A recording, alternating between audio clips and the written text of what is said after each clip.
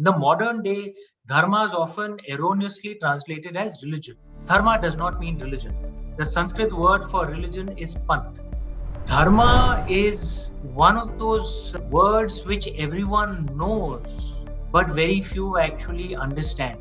We teach very little of this very fundamental concept.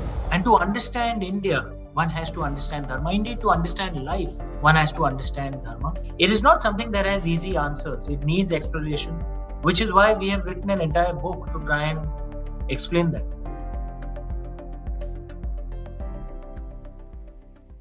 Dharma as a concept may have emerged from the dharmic religions, which is Hinduism, Buddhism, Jainism, and Sikhism.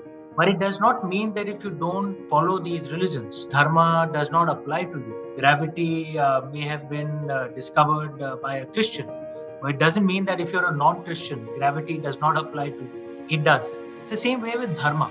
Dharma is that which binds, that which sustains, that which balances the universe. Dharma as a concept applies not just to human beings, but to the entire universe. From the plants to the ants to the animals, the tigers, the lions, the elephants, the sun, the moon, the stars, Dharma is applicable to life. Even the gods and goddesses are subject to the laws of Dharma. See the Mahabharata, for example. Lord Krishna, who's God himself, is cursed at the end by Ma Gandhari, who's a human being. And what does Lord Krishna do when Ma Gandhari curses him? He accepts it with grace. Now, one can be calm inside in a state of low consciousness, as animals or sticks and stones are, or one can be in a state of balance with consciousness. Another thing to understand about Dharma is that it's not a list of do's and don'ts.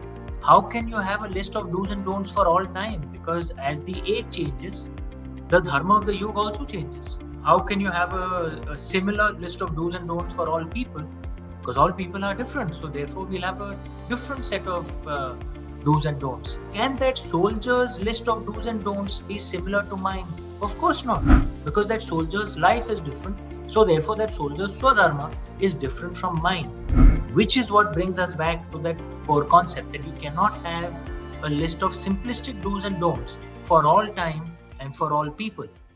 Dharma expects you to make up your own mind, make your own choices, and then live with the consequences. There is not one all-powerful, all-knowing, all-merciful God with a long white beard who will come down and save you. We will save ourselves. Dharma doesn't treat you like a child. It treats you like an adult.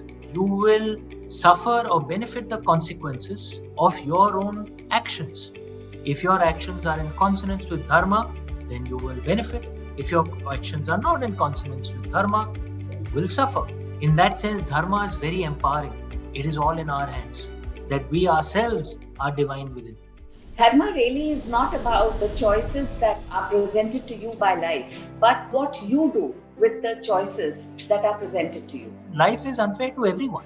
But there are some who react to this negatively with anger, resentment, and make things worse for themselves, like Ravana. And there are some who react to this unfairness with grace, with nobility, and they lead a better, more meaningful life, like Lord Ram or Goddess Sita.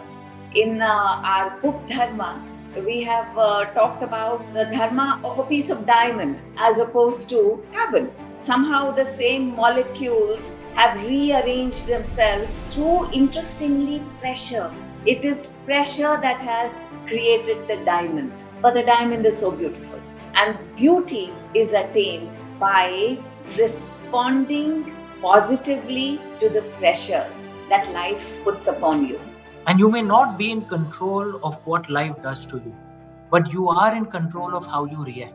How we react opens up choices for us. If the world is unfair to you and we react with resentment and anger and turn everyone around us against us, and then we'll find that the world becomes even more unfair to you. We can, of course, then take the choice that yes, the world is unfair to me. It is unfair to everyone else as well. As Gautam Buddha had said, grief is the fundamental reality of the universe, the first of his four noble truths. So how can I react to it? That fine, negative energy has come to me. Can I try to give out positive energy to those around me? And then maybe some around them will give me positive energy back in turn, and I might get into a positive spiral. So the choices I make defines What are the next set of choices offered to me? Dharma adapts to what state of life you are in. There are 4 levels of dharma. One is Sanatan Dharma, that which is timeless, which is dharma for the entire universe and Sanatan for all time. And then at a slightly lower level is the Yug Dharma, the dharma of the age. And the third level is the Kul Dharma, the dharma of the nation or the community that we live in. And the fourth is Swadharma, my own dharma, which I have to define by myself. And now no one else should tell you what your Swadharma is, because it's a bit like no one else can tell you you're in love. Only you can know. And an ideal life is where your Swadharma is in alignment with your Kul Dharma, is in alignment with your Yug Dharma, and is in alignment with Sanatan Dharma. If your Swadharma is not in alignment, then maybe you are misguided about having defined what your Swadharma is. Can it be that dharma is more of a journey than a destination? Because when we actually reach that destination of ideal alignment, we will get moksha. We will not be here anymore. So in a sense, it is a continuous search.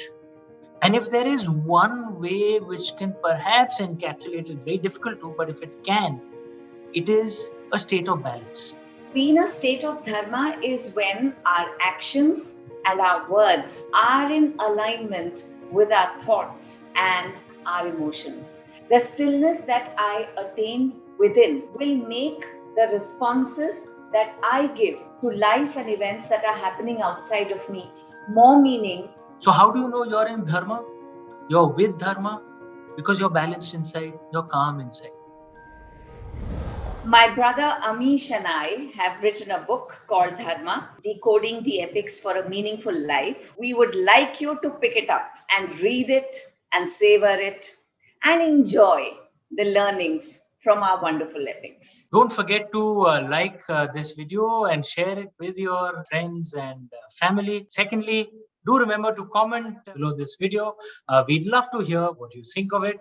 And lastly, please do subscribe to Nutshell if you are interested in videos like this of philosophies, of history, and all the finer and more intelligent things of life.